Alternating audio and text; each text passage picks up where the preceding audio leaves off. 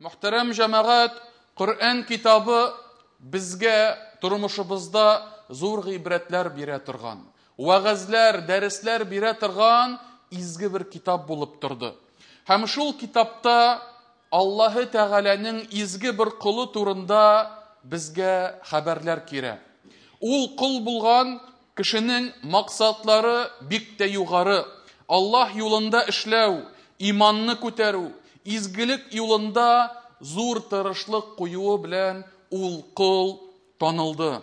Ul kişinin gailesine karasan bir de gajaplanırlık bulgan bir eybir de görmezsin. Anın etisi Allah'a gıybedet kılışı patşa idi. Etisinin duaların okuğu, anın matur tavuşu bizge Peygamberimiz hadislerinde bizge haber itildi. Ul etisinin namazı, ul etisinin gıybedeti bizning için bugünge katli in kamil, in совершенный gıybedet bulup tura.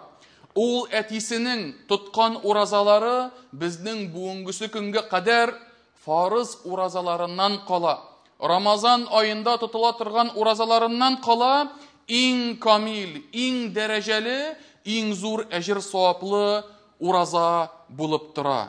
Hem bular barısı da bizge Peygamberimiz hadislerinde iske alındılar.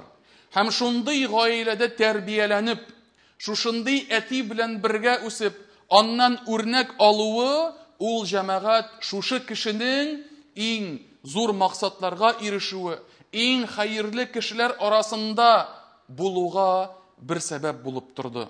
Hem ul kişi tilekleri turmuşka aşsın için ul bütün sebeplerin kıldı. Bütün tırışlığın koydu. Allah'ı Teala'ga duasını yöneltti. Hem Rabbisi turunda baritik yaxşı uy fikirdegine buldu.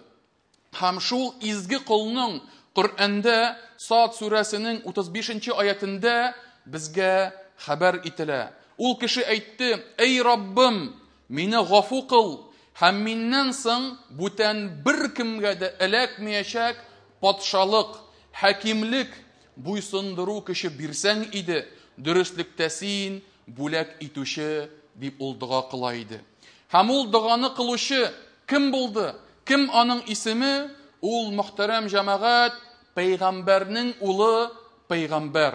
Rasulinin ulu Rasul. Davud Peygamberinin ulu Süleyman Peygamber buldu. Hem Allah Teala Süleyman'ın kılgan duasını kabul etti. Hem baritik anağına has bulgan üzünçeliklerini, üzünün nimetlerin nasip etti. Hem eğer de biz Kur'an'ı açıp karasak, nindi bulaklarga iya bulgan bizning Süleyman Peygamberimiz desek, Allah Teala onu Süleyman'ın hakimligine, Süleyman'ın paçalığına cinler dünyasın, kişiler dünyasın, kuşlar dünyasın buysundurdu. Allah Teala Naml suresinin 17. ayetinde ayta: "Ve huşira li Süleyman cunuduhu minel cinni vel insi vet tayr fehum yuzaun." Hamdi Süleyman'a cinler, kişiler, kuşlardan turgan gasker ezir buldu. Hamalar uzara bulinip, ölüş, ret basıp turdular, deyip ayta Allah Rabbimiz. İkinci bir ayetinde Allah Teala Süleyman'a hatta jilinin isuvi de buysunduruldu. Onun tilegi astında bulganlığın ayta. Allah Teala aytti: "Fesahharna lehu'r rih tecri bi emrih rahaen haythu asab."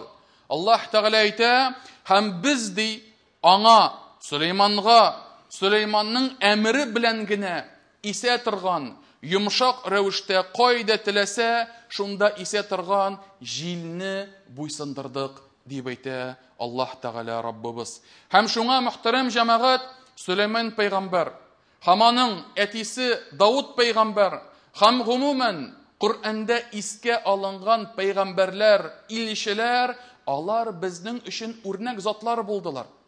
Alar bizning için örnek kişiler, müminler, iman iyeleri buldular. Allah Teala alar hakkında bulay deyip ayta: Улаикаллазина хадаллах фабихудаху муктадих. Алар ди, шушы изге затлар, шушы пәйгамбәрләр, илчеләр, аларны Аллаһы Тәгалә үзенең хидаяты белән алып барды. Үзенең юлы белән алып барды, һәм шуңа күрә син дә фабихудаху муктадих дип әйтә. Син дә эй Мөхәммәд, һәм Мөхәммәднең өммәте дә, сез ди алар юлы белән барыгыз. Аларның хидаяты белән тормыш итегез дип әйтә Аллаһ Тәгалә Раббыбыз. Һәм шуңа мөхтәрәм җәмәгать, Сөләйманның гаиләсе, аның әтисе безгә үрнәк гаилә булды. Үрнәк әти булды. Һәм Аллаһ Тәгалә безгә, әтиләргә, балалары өчен борчылганнарга, балаларым, оныкларым иманлы булсыннар, тәүфиклы булсыннар, хидаятлы булсыннар дип борчылган кешеләргә Аллаһ Тәгалә безгә былай дип хәбәр итә. Ниса сүрәсенең 9-нчы аятында Аллаһ әйтте: وَلْيَخْشَ الَّذِينَ لَوْ تَرَكُوا مِنْ خَلْفِهِمْ ذُرِّيَّةً ضِعَافًا خَافُوا عَلَيْهِمْ فَلْيَتَّقُوا اللَّهَ وَلْيَقُولُوا قَوْلًا سَدِيدًا.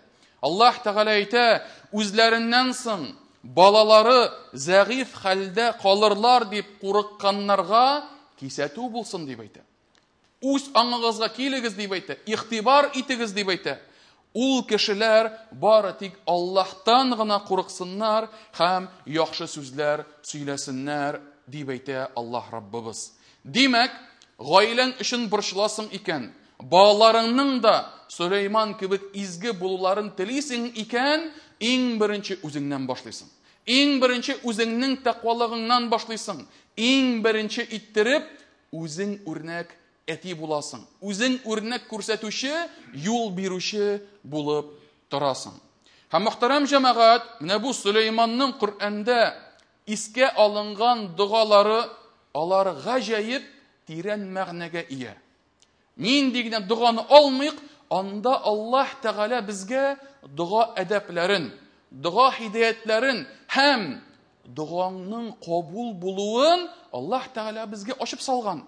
Һәм карагыз, Саад сүрәсенең 35-нче аятында Аллаһ Тәгалә шушы Сөләйманның дугасын китерде. Раббигфирли ва хабли мулкан ла янбаги ли ахадин мин баъди иннака антал ваххаб. Эй Раббым дип әйтә, мине гафу кыл. Тәүбә истигъфар кыла. Мине гафу кыл ди. Һәм Аллаһтан мине гафу кыл ди һәм миннән соң киләчәк миннән соң булган бер генә кешегә дә миңа бирелгән нигъмәтне бирмәсәң иде, миңа гына калдырсаң иде дип сорады һәм дөрестлектә син бүләк итүче дип әйтте. Һәм карагыз җәмәгать, бу дугасы 3 әйбердән гыйбарәт, 3 әйбердән тора, 3 өлештән. Беренчесе, дуга кылганда истигъфар кыла. Истигъфар дигән сүз Аллаһы Тәгаләдән гафу итүне сорау. Аллаһы Тәгаләдән үзеңнең зәгыйф булганлыгыңны, Аллаһ Тәгалә көч-куәт иясе булганлыгын белдертү. Һәм шуңа күрә кайсы бер вакытта тормышыбызда ниндидер бер зур планнар булырга мөмкин, яки ниндидә булса бер авыр проблемалар килеп чыгарга мөмкин. Алар безнең өчен, кешеләр өчен авыр. Безнең көчебездән килми. Ул безнең зәгыйфлегебезне күрсәтә. Безнең шушы көчебез булмавыбызны күрсәтә. Ләкин безнең Раббыбыз бар. Ләкин безнең Аллаһы Тәгалә Раббыбыз бар, безгә ярдәм итүче һәм безне коткаручы. Һәм шуңа күрә тәүбә, истигъфар кылып, без җәмәгать үзебезне зәгыйф, ләкин Аллаһ Раббым син көч-куәт иясе, ярдәмеңне итсәң иде. Синнән башка бүтән беркем дә миңа ярдәм итә алмас, мине коткара алмас дип, бу җәмәгать тәүбә, истигъфар дуганың әдәпләреннән булып тора. Шулай ук менә шушы дуга кылганда үзенең теләгәнен сорый. Сөләйман нәрсәне теләде? Эй Раббым, миңа гына хас булган, миңа гына тиеш булган нигъмәтеңне бирсәң иде дип Аллаһы Тәгаләдән сорый. Һәм бу җәмәгать дуга, бу җәмәгать Аллаһы Тәгаләгә мөрәҗәгать ителгән сүзләр.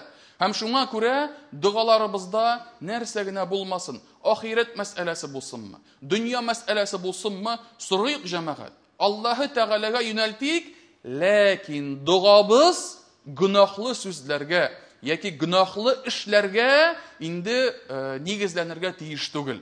Гөнаһ сорап, яки гөнаһлы эшнең башкарылуын сорап, дуа кылу ул җәмәгать бик зур хата булып тора.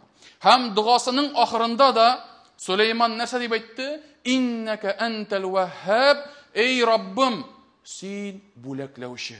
Син юмартлык иясе. Эй Раббым, син бай. Синең милкең бер нәрсә белән дә шикләнми. Һәм шуңа Аллаһы Тәгалә Раббыбызны мактады. Аллаһы Тәгалә Раббыбызны бөекләде. Һәм бу да Сулейманның үрнәге безгә зур бер үрнәк булып тора. Дуа кылганда Аллаһыны макта. Аллаһының исемнәрен искә ал. Һәм бигрәк тә дуаңның мәсьәләсенә туры килгән Аллаһы Тәгаләнең бөек исемнәрен искә алу ул дуаның әдәпләреннән булып тора. Һәм менә шул булды пәйгамбәрләр юлы. Шул юлларга, шул эшләргә без җәмәгать гадәтләнергә тиешбез. Һәм шулай ук мөхтәрәм җәмәгать, ушбу Сулейман пәйгамбәр, ул менә шушы нигъмәтләрне Аллаһы Тәгалә аңа биргәч, ул нигъмәтләрне таныды. Кайдан килгәнлеген, кем биргәнлеген ул исендә тота. Һәм нәрсә генә булмасын, нинди генә эш итмәсен, ул үзенең борынын өскә чөймәде. Ул үзен өскә күтәрмәде. Это потому что мин шундый, минем туганнарым бар, абзыйларым, дусларым бар, башкасы дип, ул үзен югарыга күтәрмәде. Ул һәр вакыт нигъмәтнең чыганагын, источник этих благ, ул Аллаһы Тәгаләдән дип хәбәр итте. Һәм Намл сүрәсенең 16-нчы аятында Аллаһ Тәгалә аның сүзләрен китерә. Я айюханнас дип әйтте Сулейман. И кешеләр, уллимна мантиқат тайри ва утина мин кулли шей. Инна һаза лахуал фадлул мубин. Дөрестлектә ди, безгә ди, кошларның телләре безгә аңлатылды, бирелде дип әйтә. Һәм безгә бу барысы да бүләк рәвешендә, нигъмәт рәвешендә бирелде, һәм менә шул инде ул дип әйтә. Менә шушы әйбер Аллаһының ачык бер рәхмәте дип әйтте Сулейман. Һәр вакыт кайдан килгәнлеген Сулейман истә тотты һәм телендә дә шул булды. Һәм шуңа мөхтәрәм җәмәгать, шөкер итү мәсьәләсе аның турында күп сөйләнелә, күп әйтелә. Шөкерле булыгыз, Аллаһы Тәгаләгә хәмд сәнәләр әйтегез, ләкин кайсы бер вакытта җәмәгать без шөкер итүнең иң гади һәм иң беренче баскычын онытып җибәрәбез. Ул да булса, синең йөрәгеңдә, күңелеңдә һәр вакыт Аллаһы Тәгалә Раббым бирде, Аллаһ рәхмәте, Аллаһ нигъмәте дип исеңдә тоту. Онытылмау, үз-үзеңне югарыга күтәрмәү, борыныңны тәкәбберләнеп өскә чөймәү. Уважаемые братья, как вы поняли, сегодня речь идет про Сулеймана, про пророка Сулеймана и про его мудрости, которые описаны в Коране. И Аллах Тааля в суре Намл приводит нам и удивительную историю, которая произошла с Сулейманом, а также с муравьихой, которая встретила вот это вот войско Сулеймана. И Аллах Тааля говорит: «Хатта ида аля вади намли, قالت النملة يا أيها النمل ادخلوا مساكنكم لا يحطمنكم سليمان وجنوده وهم لا يشعرون». И вот когда они вошли в долину муравьев, муравьиха сказала: «О муравьи, войдите в свои жилища, чтобы Сулейман и его войско не погубили вас, не наступили вас, даже об это не почувствовав». И услышав это, Сулейман удивился, улыбнулся и рассмеялся. Аллах Тааля говорит: «Фатабассама дахикан мин каулиха, ва каля рабби аузи'ни, ан ашкура ни'матака аллати ан'амта алей, ва аля валидей, ва ан а'маля салихан тардах, ва адхилни бирахматика мин ибадика, фи ибадика салихин». И вот здесь, вот услышав это, Сулейман обрадовался, улыбнулся и восхвалил Аллаха. Возблагодарил Аллаха и сказал: «О Аллах, о Господи, позволь мне быть благодарным тем благам, которыми Ты меня одарил, меня и моих родителей. И позволь мне совершать благие деяния и введи меня среди и сделай меня одним из праведных рабов. И вот смотрите, уважаемые братья, удивительное восприятие Сулеймана. Казалось бы, простая какая-то ситуация. Сулейман понимал все языки, всех животных, всех живых существ в этом мире. И он услышал какую-то маленькую муравьиху, которая беспокоится о своем народе, о своей общине, о своем муравейнике. И увидев это, он тут же вспомнил, что это благо Всевышнего, которым он его одарил и дал ему понимать даже язык и средства общения этих самых муравьев. А теперь, уважаемые братья, вопрос нам всем, и мне в том числе. А мы вспоминаем ли Всевышнего Аллаха, когда сталкиваемся с обычной рутиной наших дней, с обычными действиями, которые мы постоянно делаем? Садишься в машину, говоришь «Альхамдулилля», хвала Всевышнему Аллаху, что одарил меня этим железным конем. Кто-то может поплакаться, машине 10 лет, 15 лет, 20 лет, пробег там 300 километров, там, да, скоро там капиталку нужно будет делать, будут плакаться, будут недовольны. Однако за то, что он передвигается быстро и не ходит пешком, он за это благодарит Всевышнего Аллаха. Когда заходит домой, свой дом, снимаемая квартира или еще что-нибудь, пусть это будет комнатушка маленькая, пусть это будет 40 квадратов или еще больше. Вот когда заходит домой, благодарит ли он Аллаха, что Аллах его одарил этим жилищем, где он находит успокоение и тишину? Каждый раз, когда вечером или утром или в обед собираемся всей своей семьей, твоя любимая супруга, твои дети за столом и кушаем даже, казалось бы, вчерашний суп, и благодарим ли мы Всевышнего Аллаха за то, что сегодня я сижу рядом со своими близкими, со своими здоровыми детьми, со своей супругой, и в этом кругу сидим и наслаждаемся благами Всевышнего Аллаха, принимаем эту пищу. Говорим ли мы «Альхамдулиллях» за это? И вот поэтому пример Сулеймана показывает нам, что он даже увидев муравья, и то, что он понял, что муравей говорит, он тут же возблагодарил Аллаха. И тут же вспомнил, откуда это у него все. Хамшуңа мөхтәрәм җәмәгать, менә шушы күренешләргә, шушы тормышыбызда без көн сайын, һәр вакыт, һәр даим кулланып тора торган, ләкин зур игътибар бирми торган, хәтта шул нигъмәтләргә дә шөкребезне булдырырга тиешбез. Йөрәкләребез, телләребез гафил булмасыннар. Тирә-якта бар нәрсәгә дә ияләнеп, гадәти бер әйбер кебек онытылып йөрмик җәмәгать. Аллаһы Тәгаләгә шөкр итик. Һәм бу кыссада, шушы кырмыска белән Сулейман кыссасында тагын бер мөһим бер ноктага тукталасым килә. Ул да булса, шушы кырмысканың калганнары турында борчылуы. Муравьиха, аны инде Коръәндә нәмлә дип китерелә инде ул кырмысканың хатын-кыз җинесендәге булган әгъзасы әйме. Менә аның башкалар турында борчылуы ул безнең тормышыбызда шагыламы? Һәм карагыз, мин бу аятның махсус тәфсирләрен карадым.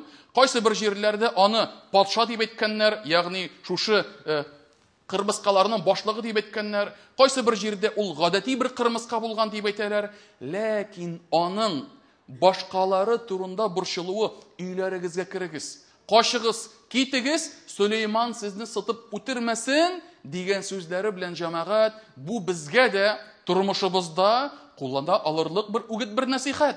Без үзебездән өстен булган кешеләр өчен борчылабызмы? Борчылабыздыр бәлки. Начальство булсынмы, берәр байрак кеше булсынмы, берәр зур дәрәҗәле берәр чиновник булсынмы, бәлки хәлен дә беләбездер бәлки шалтыратышып аңа язабыздыр да бәлки, бүләк тә бирәбездер бәлки. Үзебездән түбәнрәк булган кешеләргә, тирә-ягыбызда коллективта булсынмы, син җитәкче буларак үзеңнең эшчеләрең өчен борчыласыңмы? Үзеңнең шушы кешеләрең өчен үзеңнең йөрәгең әзрәк янамы? Авырлыкка төшмәсеннәр, нинди дә булса бәлагә очрамасыннар дип, без җәмәгать мөэмин мөселманнар өчен үзебезнең хисләребезне күрсәтәбезме? Кайсы бер вакытта кешеләр моны, кимсең алар? Интерләр әле, аларның ниләре бар, руководитель отдела булсынмы, анда җаваплы кешесе булсынмы, алар миңа мөһим түгел. Алар просто бер пешка, гадәти бер кубик, гадәти бер винтик системада дип кенә кабул итәргә мөмкиннәр. Ләкин белегез җәмәгать, кеше Аллаһы Тәгалә ризалыгы өчен үзен юаш, тыйнак һәм түбәнлек дәрәҗәдә тоткан сайын, Аллаһы Тәгалә ул кешене югары күтәрә. Һәм Аллаһ хузурында, бу дөньяда һәм ахирәттә бөеклеккә, чын бөеклеккә, настоящее превознесение, настоящее превосходство. Аны бары тик Аллаһы Тәгалә Раббыбыз каршында тәкъвалык белән, оялчанлык белән, тыйнаклык белән генә моңа ия булырга мөмкин. Ул гарәп телендә таваду дип атала. На русском языке смиренность, чувство вот этой вот благосклонности. Менә шул бармы бездә җәмәгать? Һәм шуңа менә шушы кырмасканың кыйссасы безгә күрсәтеп торсын, тирә-ягыбыздагы кардәшләребезне бездән зуррак, текәрәк кешеләр булсыннармы, яки бездән гадирәк кешеләр булсыннармы, бездән түбәнрәк кеше булсыннармы, алар өчен бурычлы хисе калырга тиешле.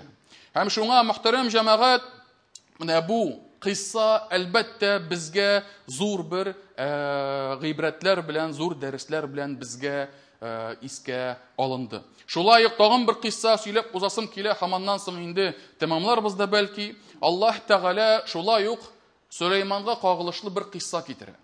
Бер вакытны иртә белән бөтен җан ияләрен тизеп бастыргач, җиннәр булсынмы, кешеләр булсынмы, хайваннар, кошлар булсынмы, бөтенесен йөреп чыкканда, ул кемне күрми? Ул Худ-Худ кошын күрми. Удот, птица удот.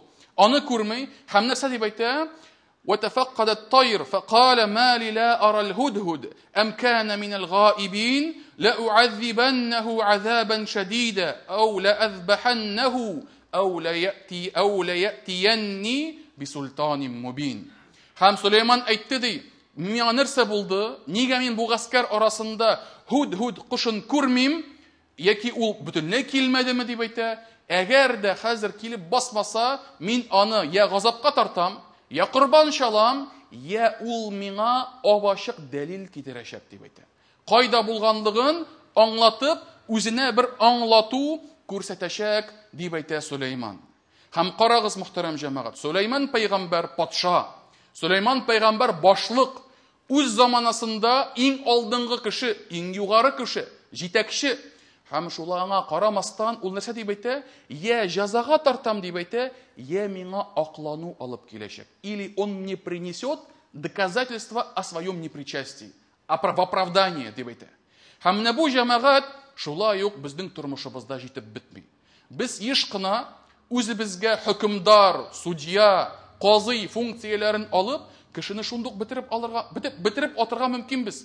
Аңа хәтта сүз әйтергә дә мөмкинчелек бирмибез. Балалар белән сөйләшкәндә, ник моны эшләдең, ник тегеләй, ник фәлән, ник булай дип, без аларга кычкырып җәмәгать, аларның хәтта кайсы бер вакытта нигә шулай эшләгәннәрен аңлатыр өчен форсат бирмибез җәмәгать. Ә бит галимнәребез әйткәннәр, үзеңнең кардәшеңә 70тән артык булса да гүзер табырга тырыш дип әйткәннәр. Һәм шуңа мөхтәрәм җәмәгать, тирә-ягыбызда, җаваплыгыбыз астында, кул астыбызда булган кешеләрне изү, аларны рәнҗитү, аларны җәберләү бик җиңел. Ул не составит труда. Эләктерәсеңме башына манда, тиргисеңме, акчасын аласыңмы, яки башкасы белән аны наказывать итәсеңме, ул җиңел җәмәгать. Ләкин аннан тыңлау кеше, менә бу авыр.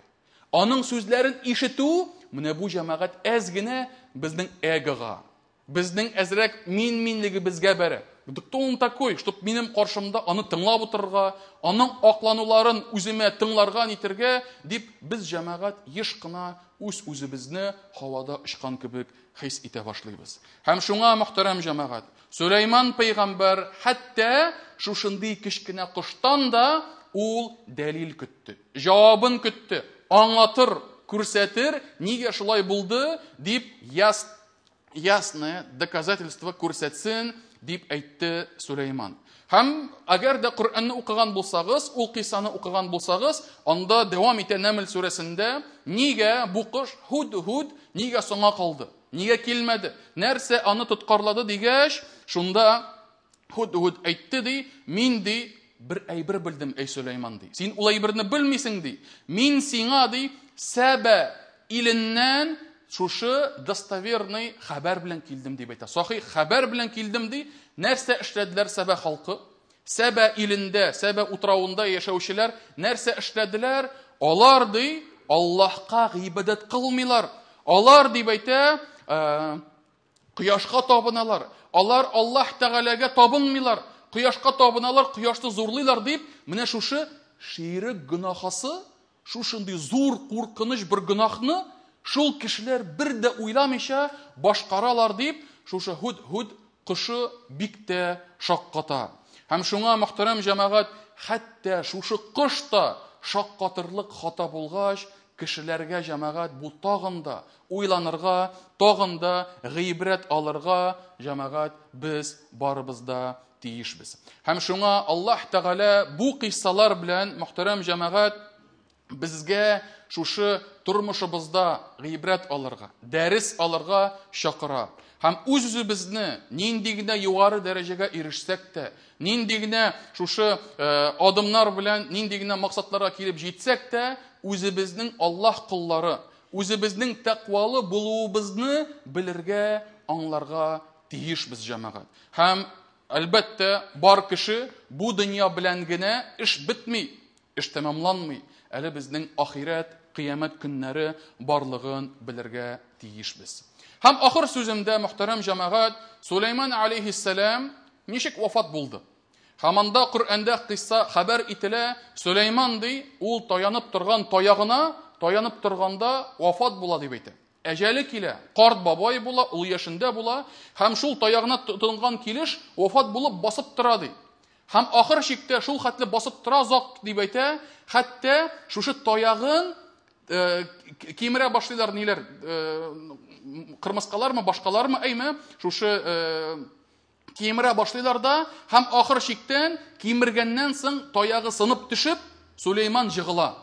Шул җыгылганнан соң гына җиннәр бөтенесе Сулейман үлгән икән дигән хәбәрне беләләр. Һәм Аллаһ Тәгалә Коръәндә Саба сүрәсендә былай дип әйтә: "Һәм без ди Сулейманга әҗәлен насип иткәч, әҗәлен китергәч, алар ди җиннәр, шайтаннар, чөнки аларны Аллаһ Тәгалә Сулейманга буйсындырды, алар ди бары тик җир курты сәбәпле генә белделәр" дип әйтә. Чөнки ул курт аның таягын ашап Сулейман йыгылды дип әйтә. Һәм шунда гына җиннәр Сулейманның вафат булганлыгын белделәр ди.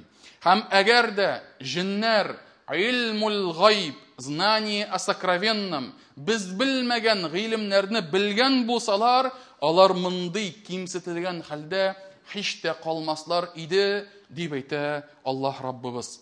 Һәм шуңа мөхтәрәм җәмәгать, барлык гыйлем, барлык хикмәт Аллаһ Тәгаләдә. Иртәгә нәрсә буласын, кыямәттә кемнең кайда барасын, бары тик Аллаһ гына белә.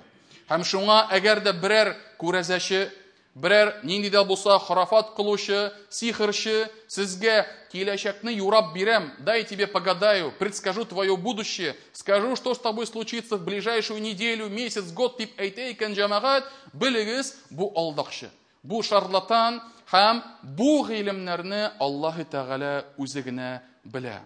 Һәм шуңа мөхтәрәм җәмәгать, ушбу кыссаларны җәмәгать тормышыбызда кулланырга Аллаһ Тәгалә насип итсә иде. Тормышыбызда да башкаларга карата рәхимле һәм шәфкатьле булсак иде. Һәм Аллаһ Тәгаләнең иксез чиксез биргән нигъмәтләренә Аллаһ Раббым күңелләребез белән, йөрәкләребез белән, телләребез белән, аяк кулларыбыз белән шөкерле булырга насип әйләсә иде. Aqulu ma tasma'un wa astaghfirullaha li wa lakum wa lisa'iril muslimina min kulli dhanb fastaghfiruhu innahu huwal ghafurur rahim.